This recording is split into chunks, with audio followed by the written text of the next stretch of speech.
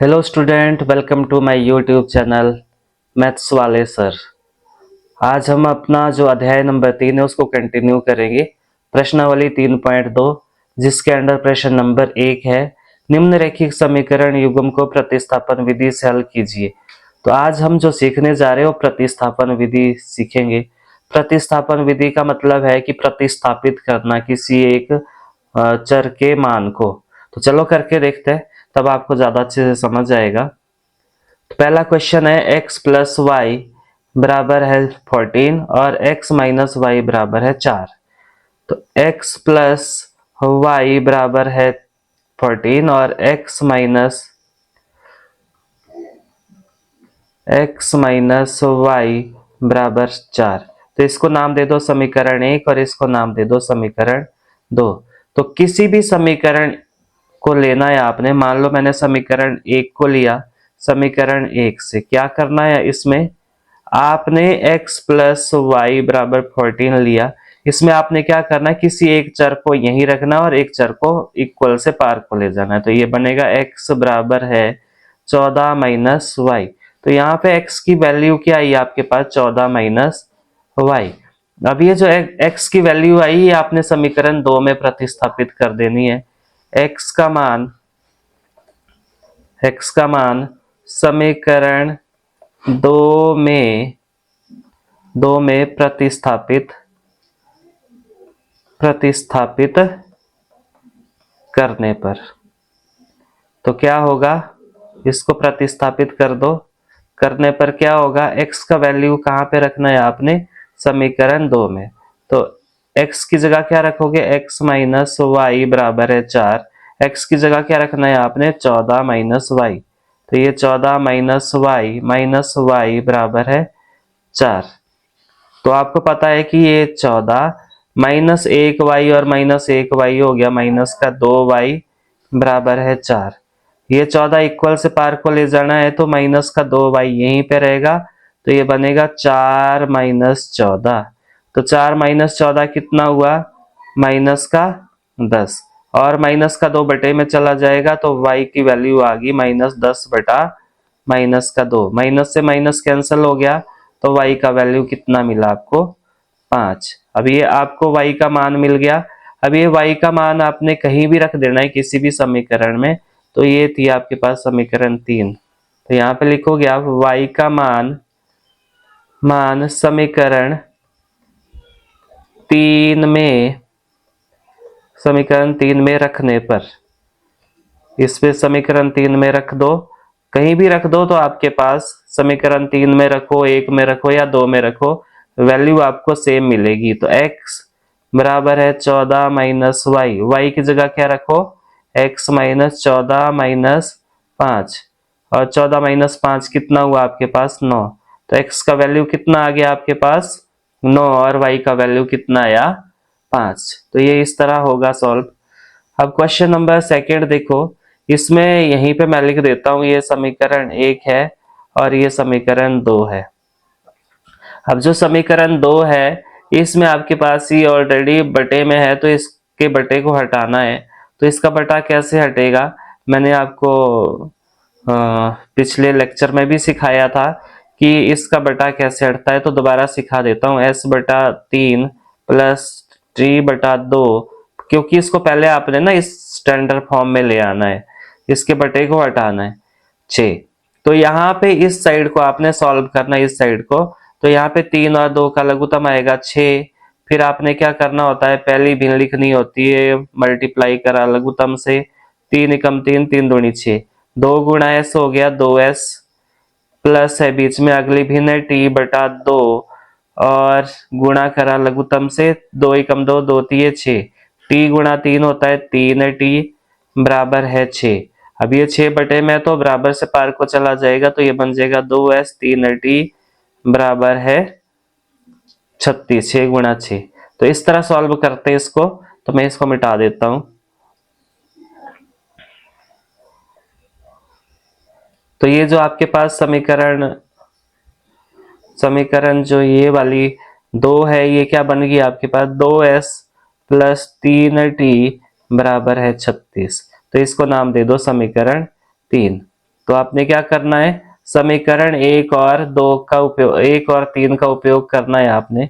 तो यहाँ पे लिखोगे आप समीकरण एक व समीकरण तीन से क्या होगा, इससे इसको ले लो, s माइनस टी बराबर है 3 और 2s प्लस 3t बराबर है 36। तो ये समीकरण एक थी और ये वाली कौन सी थी, 3 थी।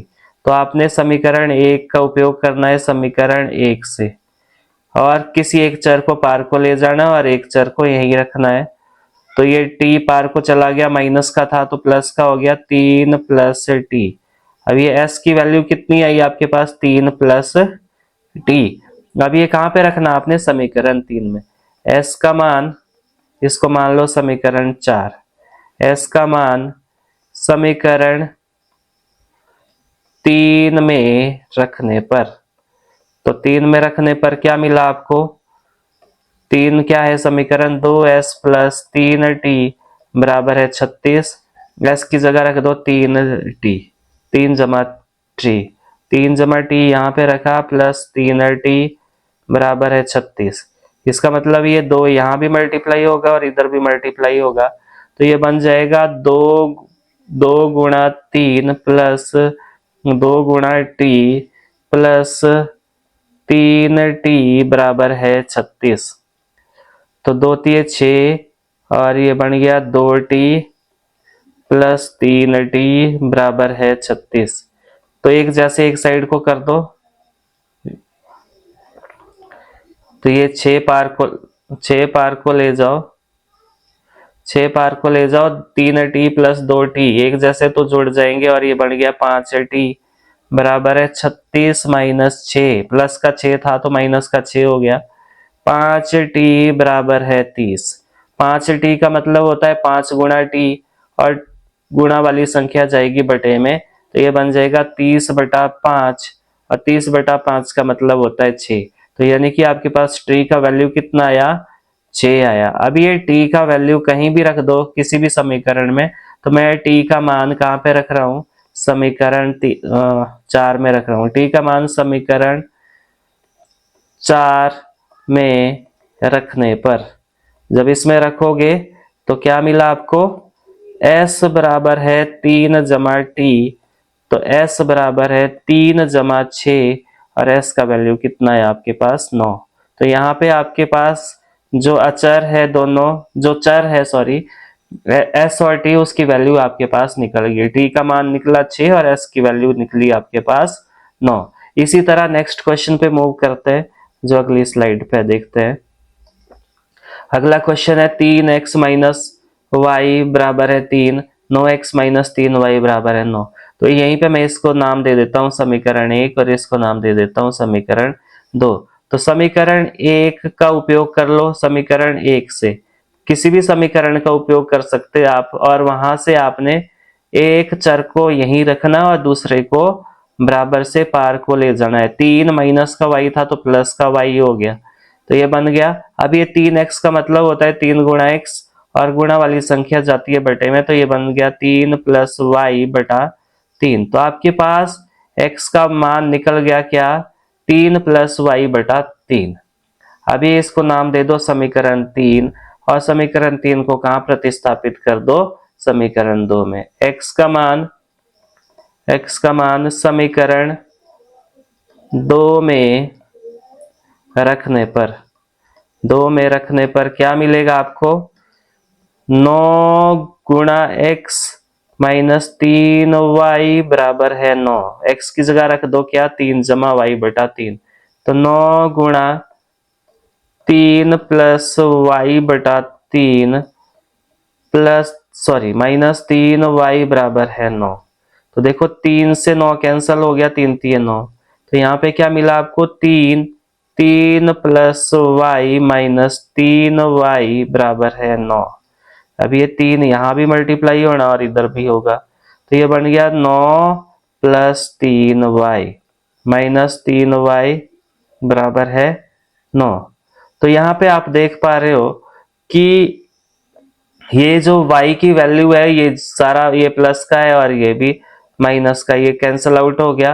तो यहाँ पे इसके लिए कोई भी मान संभव हो सकता है, तो ये फर्दर सॉल्व नहीं हो सकता। तो हर एक यहाँ पे x की जगह, अगर y की जगह आप कुछ भी रखते हो तो अनेक हल यहाँ पे संभव होंगे। तो इसी तरह नेक्स्ट क्वेश्चन पे मूव करते हैं। तो ये हो गया 0.2 प्लस 0.3y बराबर 1.3। इसको नाम दे दो समीकरण 1 और इसको नाम दे दो समीकरण 2। यहाँ पे आपने ध्यान देना है कि समीकरण 1 और 2 में ध्यान दो कि जो डेसिमल है वो, जो डेसिमल है उसके हर एक डेसिमल के बाद जो अंक है वो एक ही अंक है, इक्वल से पार को भी और इक्वल से आर को भी। तो इसका मतलब है डेसिमल ऑटोमेटिकली आपने रिमूव कर देना है। तो ये बन जाएगा आपके पास 2x प्लस 3y बराबर है 13। ये तभी होगा अगर आपके पास डेसिमल के बाद इक्वल से आर और इक्वल से पार को बराबर अंक होंगे। तो यहाँ पे एक ही अंक है तो सारा डेसिमल खत्म हो गया और ये बन गया 4x प्लस 5y बराबर है 23 और ये होगी आपके पास समीकरण 4। अब समीकरण 3 और 4 को आपने सॉल्व करना है। तो पहले आप समीकरण 3 का उपयोग करोगे समीकरण 3 से। तो किसी भी समीकरण का उपयोग कर सकते हो आप। तो 2x प्लस 3y बराबर है 13। ये एक चर पार ले जाओ, 2x बराबर है 13 माइनस 3y, प्लस का 3y था तो माइनस का हो गया। 2x का मतलब होता है 2 गुणा x और गुणा वाली संख्या जाती है बटे में, 13 माइनस 3y के बटे में चलेगी क्या आपके पास 2। तो x का वैल्यू कितना है आपके पास 13 माइनस 3y बटा 2। ये कहीं भी प्रतिस्थापित कर दो, x का मान समीकरण 4 में रखने पर 4 में रख दो, 4 गुणा x की जगह रख दो 13 माइनस 3y बटा 2 जमा 5y बराबर है 23। 2 से 4 कैंसिल हो गया, 2 दूनी 4। अब ये 2 अंदर मल्टीप्लाई हो जाएगा, 13 माइनस 3y जमा 5y बराबर है 23। तो ये 2 इधर भी मल्टीप्लाई होगा और यहाँ भी मल्टीप्लाई हो जाएगा। 13 दूनी 26 माइनस 3 दूनी 6y जमा 5y बराबर है 23। देखो ये एक जैसे है तो इसको आपस में कर दो और ये 26 पार को चला जाएगा। माइनस 6y जमा 5y तो घट जाएगा और माइनस का y बचेगा, माइनस का एक y बचेगा, तो एक लिखने की आवश्यकता नहीं है। 23 माइनस 26 और 23 माइनस 26 कितना होता है माइनस का 3। तो यानी कि आपके पास जो y का वैल्यू निकला वो कितना निकला 3 निकला। अब ये y का वैल्यू जो है, y का मान समीकरण 5 में रख दो, इसको नाम दे दो समीकरण 5। y का मान समीकरण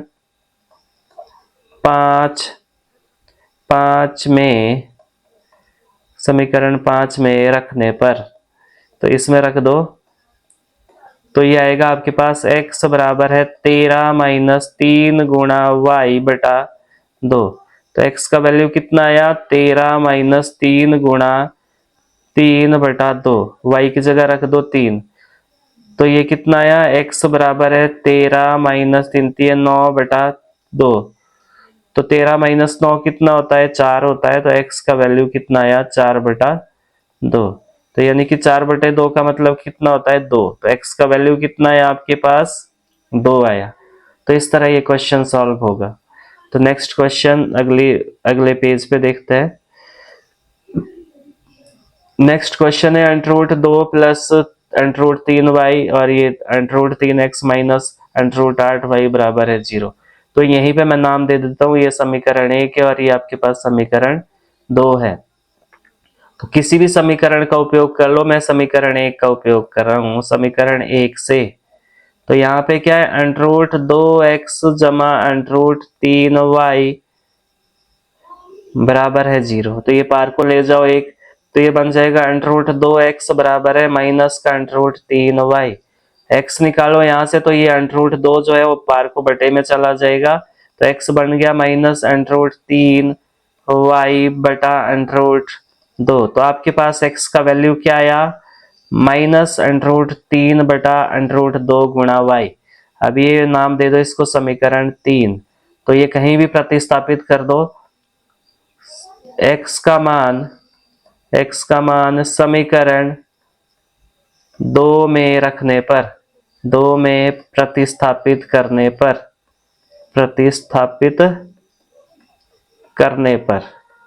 2 में प्रतिस्थापित कर दो तो x की जगह √3 गुणा x की जगह रख दो माइनस √3 बटा √2, ये y है यहाँ पे, और माइनस √8y बराबर है 0। आपको पता है जब गुणा होता है तो ये डायरेक्ट गुणा होगा, और मैंने आपको सिखाया था कि √3 गुणा √3 का मतलब होता है 3। कैसे? √3 गुणा 3 होता है 9, 9 का वर्गमूल कितना होता है 3। अगर इस तरह आए आपके पास तो ये भी 2 के बराबर होता है। √6 गुणा √6 ये भी आपके पास 6 के बराबर होता है। तो इसको याद रखना है आपने।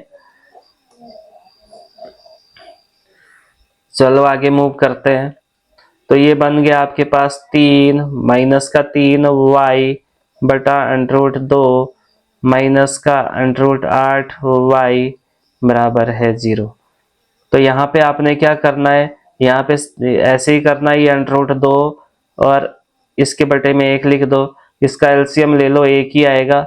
तो यहाँ पे आपको मैंने सिखाया था उसी तरह करना है, -3y और ये बन जाएगा माइनस का 8 गुणा √2 और जो बटे में √2 था ये इक्वल से पार को 0 के साथ मल्टीप्लाई हो जाएगा। तो आपके पास ये आएगा आपके पास -3y माइनस का √16 और ये y भी है साथ में, और ये √2 0 के साथ मल्टीप्लाई हो जाएगा तो 0 हो जाएगा, और ये बना -3y और 4 का वर्गमूल 16 का वर्गमूल हो गया 4y बराबर है 0। तो -3y -4y जुड़ जाएगा, माइनस का 7y बराबर है 0। अब ये 7 बटे में जाएगा 0 के, तो y का वैल्यू क्या आएगा 0 बटा माइनस का 7, और y का वैल्यू कितना है आपके पास 0। y का वैल्यू कितना आया, 0 को किसी भी संख्या से भाग दोगे तो 0 ही आता है।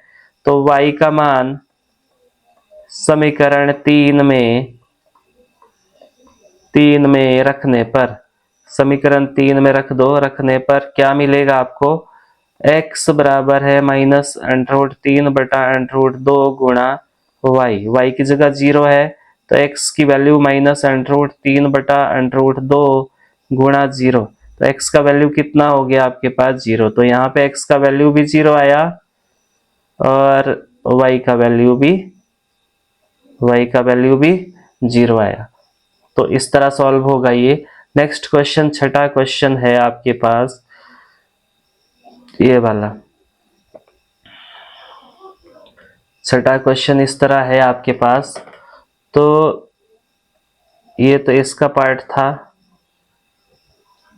तो यहाँ करता हूं मैं इसको। तो इसको पहले आपने सिंप्लीफाई करना है, और ये सिंप्लीफाई कैसे होगा वो मैंने आपको सिखाया था। यहाँ पे इस साइड को सॉल्व करो, एलसीएम ले लो, तो ये बन जाएगा। मैं डायरेक्ट लिख रहा हूँ, आपने कंसेप्ट को सीखा है वैसे ही करना है इसको।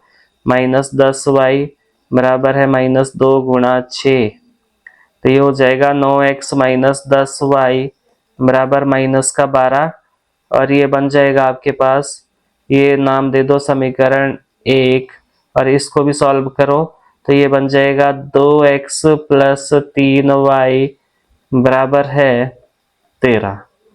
कैसे होगा ये मैंने आपको सिखाया था, वैसे ही करना है आपने इसको। तो ये बन गई समीकरण 2।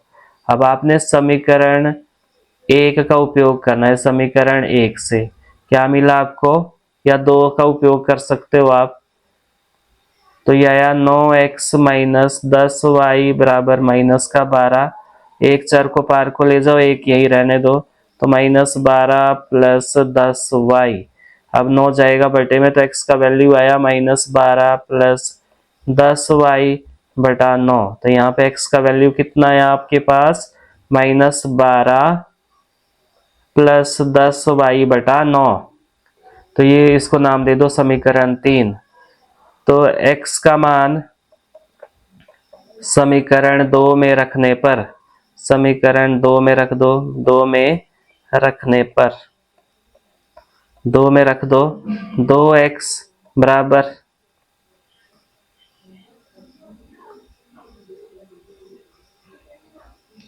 2 गुणा x, x का वैल्यू कितना है -12 प्लस 10y बटा 9